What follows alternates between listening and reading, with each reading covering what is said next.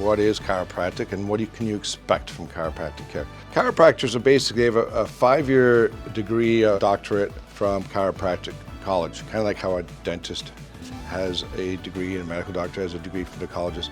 We have 5 years.